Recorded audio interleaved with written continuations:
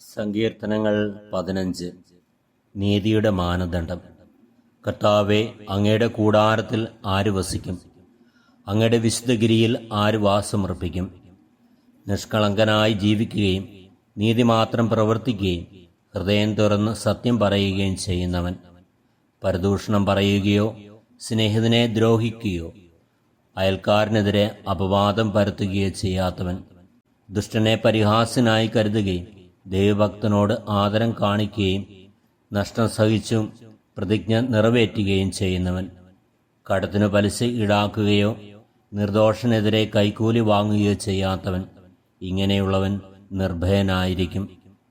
കർത്താവായ ദൈവമേ, അങ്ങയുടെ വിശുദ്ധഗിരിയിൽ വസിക്കുവാനുള്ള യോഗ്യത നൽകി എന്നെ അനുഗ്രഹിക്കണമേ.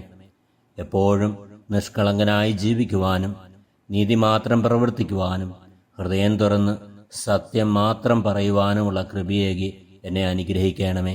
നമ്മുടെ കർത്താവ് ഈശോ മിശിഹായുടെ കൃപയും പിതാവായ ദൈവത്തിൻ്റെ സ്നേഹവും പരിശുദ്ധാത്മാവിൻ്റെ സഹവാസവും നാം എല്ലാവരിലും എപ്പോഴും ഉണ്ടാകുമാറാകട്ടെ, ഇപ്പോഴും എപ്പോഴും എന്നേക്കും. ആമേൻ.